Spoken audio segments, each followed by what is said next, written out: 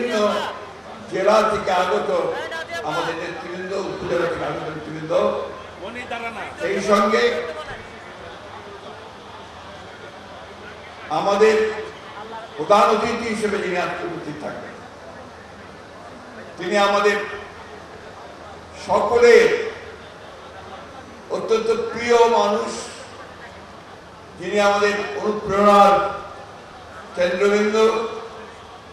আপনারা জানেন যে বিগত সরকারে রোষানলে পড়ে তাকে 6 বছর মিথ্যা মামলায় সাজা দিয়ে আটক করে রাখা হয়, অসুস্থ হয়ে পড়েন এবং আজকে যিনি চিকিৎসার জন্য সুদূর বিদেশে অবস্থান করছেন, আমাদের সেই গণতন্ত্রের আপসহীন নেত্রী, যার অনুপ্রেরণায় আমরা এই গণতন্ত্রের জন্য সংগ্রাম করেছি, আমাদের সেই মহান নেত্রী দেশনেত্রী বেগম খালেদা জিয়া।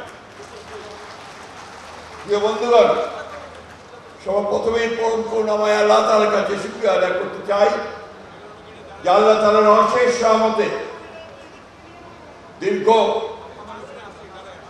ভাই প্লিজ একটু একটু আস্তে কথা বললে একটু পেছনে গিয়ে বলেন প্লিজ।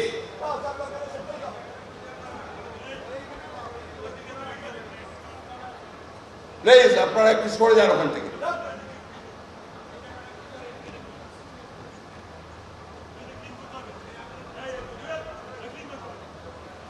আজকে দীর্ঘ 6 বছরে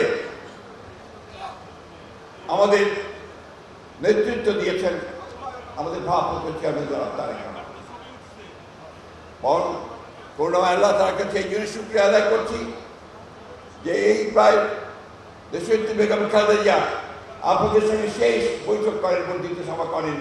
আপনার নিশ্চয়ই অনেকেরই মনে থাকার কথা, হোটেল লামারিয়ানে কারাগারের যাওয়ার আগে মুহূর্তে তিনি সেই সভা করেছিলেন এবং সেখানে তার বক্তব্যে তিনি স্পষ্ট করে বলেছিলেন যে আমি হয়তো আপনাদের মধ্যে থাকবো না, হয়তো এই ফ্যাসিস্ট সরকারের কোপানোর পরে আমাকে কারাগারে যেতে হবে, কিন্তু আপনাদের আমি নির্দেশ দিয়ে যাচ্ছি, অনুরোধ করছি যে আপনারা গণতন্ত্রকে পুনরুদ্ধার করবার জন্য আপনাদের এই আন্দোলন আপনারা কখনো বন্ধ করবেন না।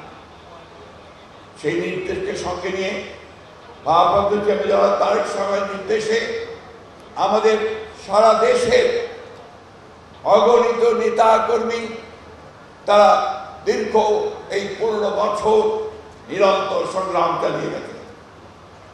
তারা প্রমাণ করেছেন যে একটি গণতান্ত্রিক দল এবং একটি আইন মেনে চলা, সংবিধান মেনে চলা একটা রাজনৈতিক দলের উপরে যে নির্মম নির্যাতন নিপীড়ন নিয়ে এসেছে, তারপরেও শহীদ প্রেসিডেন্ট জিয়া রহমানের সৃষ্ট এই দল, তিনি আমাদেরকে নতুন করে পথ চলতে শিখিয়েছিলেন, মানুষকে নতুন পথের দিশা দেখিয়েছিলেন, নতুন করে গণতন্ত্রকে পুনঃপ্রতিষ্ঠিত করেছিলেন।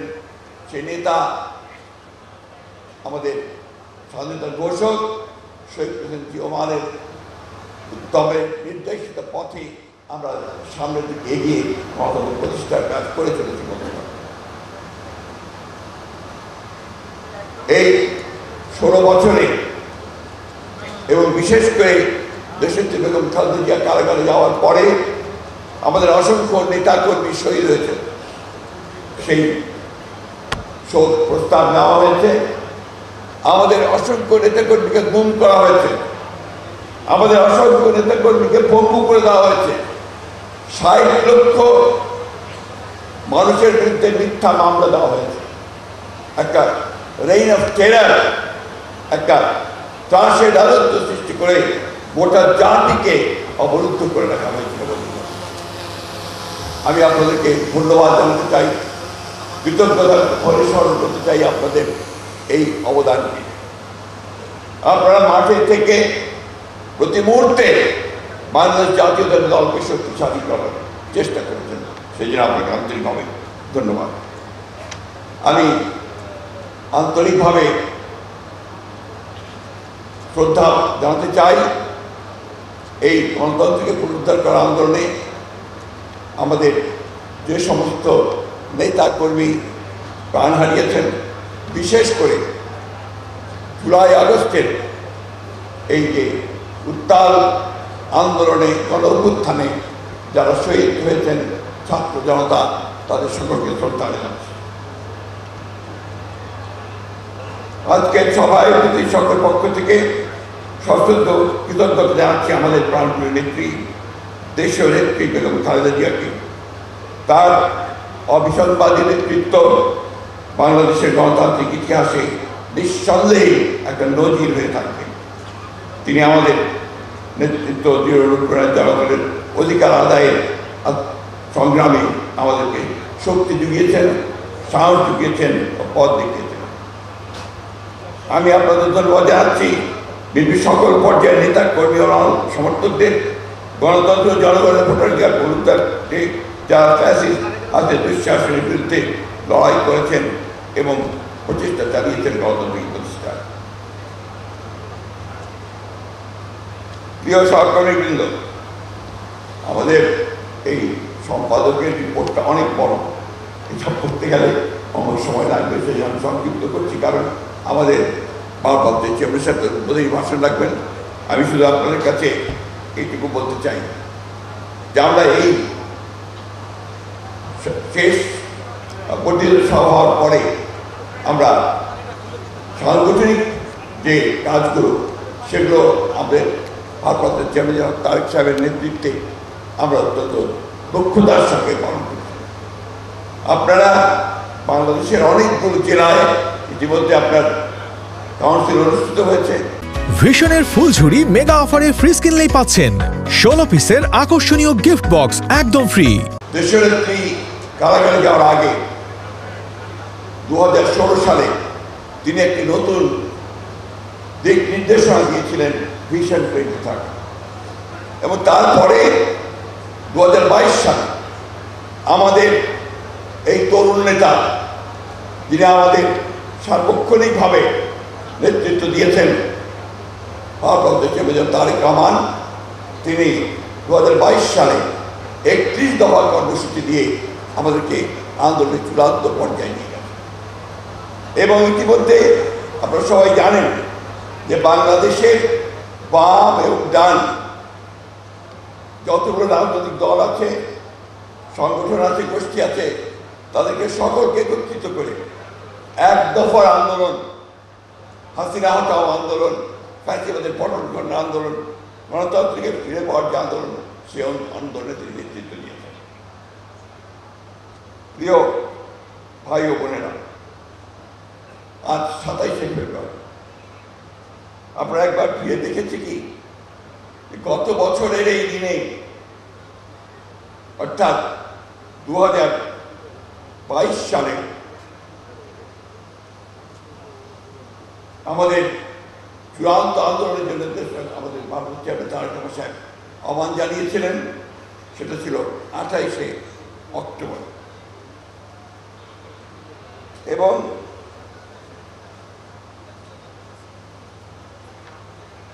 আমি আপনাদের সামনে খুব সংক্ষেপে একটা পরিসংখ্যান তুলে ধরতে চাই, যদিও এটা পূর্ণাঙ্গ নয়। গুম খুন, আমাদের গুম কমিশনের যে প্রতিবেদনটা বেরিয়েছে আপনার অফিসিয়ালি, সেই প্রতিবেদনে দেখা যাচ্ছে 15 বছরে গুম ও হত্যা নির্যাতনের অধিকাংশ ঘটনা ঘটানো হয়েছে সরকার প্রধানের নির্দেশে। গতকাল আমি কথা বলছিলাম একজন সদস্যের সঙ্গে, আমরা তো বলি 750 জন, অর্থাৎ আমাদের কাছে যে সমস্ত ইনফরমেশন এসেছে, কিন্তু এই গুম হয়েছে প্রায় 1700। এখন পর্যন্ত তাদের কাছে যে রিপোর্টটি এসছে, সেই রিপোর্টে 1700 মানুষ গুম হয়ে গেছেন, যেটা বাংলাদেশের মানুষ অতীতে কখনো পর্যবেক্ষণ করেনি। আমরা দেখেছি আপনার ল্যাটিন আমেরিকার দেশগুলোতে এই গুম খুন 2009 থেকে 24 সাল পর্যন্ত আমাদের এই সময়ে আমাদের হিসাব অনুযায়ী 677 জন, তার মধ্যে ইলিয়াস আলী সহ আমাদের এমপি সহ তারা আছেন। হত্যাকাণ্ডের শিকার হয়েছেন প্রায় 2289 জন। বিচার বহির্ভূত হত্যাকাণ্ডের শিকার হয়েছেন প্রায় 2000-এর উপরে মানুষ। আমি এই পরিসংখ্যানগুলোর কথা এই জন্য উল্লেখ করছি যে আপনারা দেখেছেন যে কি পরিমাণ ত্যাগের বিনিময়ে একটি লিবারেল ডেমোক্রেটিক পার্টি বিএনপি তাকে তার গণতন্ত্রের জন্য জনগণের অধিকার আদায়ের জন্য সংগ্রাম করতে হয়েছে। আমি বক্তব্য শেষের দিকে নিয়ে আসছি। আমরা দেশের মানুষ অনেক আশা ভরসা নিয়ে 5ই আগস্টের পরিবর্তনের পরে ফ্যাসিস্ট হাসিনা দেশ থেকে পালিয়ে ভারতে আসতে যাওয়ার পরে আমাদের দেশের অবস্থার পরিবর্তন হবে। অতি দ্রুত দেশে জনগণের ভোটাধিকার ফিরিয়ে দেওয়া হবে এবং জনগণ তাদের ভোটাধিকার প্রয়োগ করতে পারবেন, প্রয়োগ করে তারা তাদের প্রতিনিধি নির্বাচিত করতে পারবেন এবং গণতন্ত্রকে তার অভিষ্ট লক্ষ্যে পৌঁছানোর চেষ্টা করবেন গণতন্ত্রের সরকার। এটা আমরা দুঃখের সঙ্গে দেখছি এখনো এখন পর্যন্ত সেই লক্ষ্যে আমরা সুস্পষ্ট নির্দেশনা পাচ্ছি। ইতিমধ্যে আমরা জানেন দেশের অর্থনৈতিক অবস্থা অত্যন্ত শোচনীয় এবং দ্রব্যমূল্য বৃদ্ধি পাচ্ছে, আইন শৃঙ্খলার পরিস্থিতির অবনতি হচ্ছে, ক্রমান্বয়ে শিক্ষা অঙ্গনগুলো বিশেষ করে বিশ্ববিদ্যালয়গুলোতে শিক্ষার কোনো পরিবেশ থাকছে না। আর মারাত্মকভাবে আমরা দেখছি যে এই ভূখণ্ডের বিশেষ করে অবিভক্ত বাংলার যে সমস্ত বরেণ্য বিজ্ঞানী সাহিত্যিক যারা আমাদের এই ভূখণ্ড অর্থাৎ পূর্ব বাংলার ভূখণ্ডে পূর্ব বাংলাদেশে যাদের জন্ম হয়েছিল তাদের নামগুলোকে বাদ দিয়ে এখন কোনো কোনো বিশ্ববিদ্যালয়ে প্রতিষ্ঠান করে নামকরণ করার চেষ্টা করছে। আমি একটি কথা বলি, আজকে আমার বক্তব্য সংক্ষিপ্ত আমি এগুলি শেষ করবো যে আমরা ফ্যাসিবাদকে চালিয়েছি, শেখ হাসিনাকে চালিয়েছি। আমরা এখন অপেক্ষা করছি আমাদের জনগণের আশা আকাঙ্ক্ষা, আমাদের দলের প্রতিষ্ঠাতা শেখ জামালের যে স্বপ্ন একটি আধুনিক সমৃদ্ধ বাংলাদেশ রূপান্তরিত করবার, সেই গণতন্ত্রকে বিঘ্নিত করার জন্য, তাকে বাধা প্রদান করার জন্য আজকে একটি গোষ্ঠী, একটি মহল বিভিন্নভাবে চক্রান্ত শুরু করেছে। ফ্যাসিস্ট শেখ হাসিনা বিদেশে গিয়ে তিনি সেই চেষ্টা করছেন এবং বাইরে থেকেও চেষ্টা করা হচ্ছে। একই সঙ্গে দেশের অভ্যন্তরীণ অবস্থায় কিছু কিছু ব্যক্তি গোষ্ঠী তারা ভুল ব্যাখ্যা দিয়ে জনগণকে বিভ্রান্ত করার চেষ্টা করছে। আমাদের বক্তব্য আমরা বিভিন্ন সময় স্পষ্ট করেছি।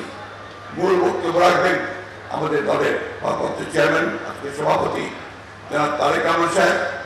আমি শুধু এইটুকু বলতে চাই যে আমরা অনেক ত্যাগ স্বীকার করেছি, আমাদের ইতিমধ্যে অনেক মানুষ চলে গেছেন, আমাদের ভবিষ্যৎ অনিশ্চিত হয়ে আছে, আমাদের অনেক যুবকরা তারা চাকরি পায়নি, আমাদের অনেক নেতা কর্মী তারা পালিয়ে ঢাকায় এসে রিক্সা পর্যন্ত চালিয়েছে। সেই অবস্থায় আমাদের যে লড়াইটা আমরা করেছি 15 বছর, সেই লড়াইকে বাস্তবে রূপ দিতে হলে, তার পরিণতিকে আনতে হলে আমাদের আজকে ধৈর্য ধরে অপেক্ষা করতে হবে। আমরা নিশ্চয়ই এমন কিছু কাজ করবো না যে আমাদের দলের সুনামটা ক্ষুণ্ণ করবে ও আমাদের যাত্রাকে ব্যাহত করবে। আমি দৃঢ়ভাবে বিশ্বাস করি যে বাংলাদেশ জাতীয়তাবাদী দল সব সময় পরিবর্তন এনেছে, পরিবর্তন নিয়ে এসেছিলেন, সংস্কার করেছিলেন। প্রথম সেই প্রেসিডেন্ট জিয়া রহমান, এরপরে করেছেন খালেদা জিয়া, আর এখন করছেন আমাদের তারেক রহমান। আসুন আমরা আমাদের সেই নেতা, আমাদের প্রতিষ্ঠাতা, আমাদের স্বাধীনতা ঘোষক তিনি যে স্বপ্ন দেখেছিলেন সেই স্বপ্নকে বাস্তবায়িত করার জন্য, দেশনেত্রী আপসী নেতৃত্ব গণতন্ত্রকে প্রতিষ্ঠিত করবার জন্য এবং আমাদের নেতা তারেক রহমানের সবার আগে বাংলাদেশ এটা প্রতিষ্ঠা করবার জন্য একযোগে সবাই কাজ করি, এটাই হোক আমাদের আজকের এই অধিবেশন থেকে সিদ্ধান্ত। আপনাদের সকলকে অশেষ ধন্যবাদ। আসসালামু আলাইকুম, খুদা হাফেজ।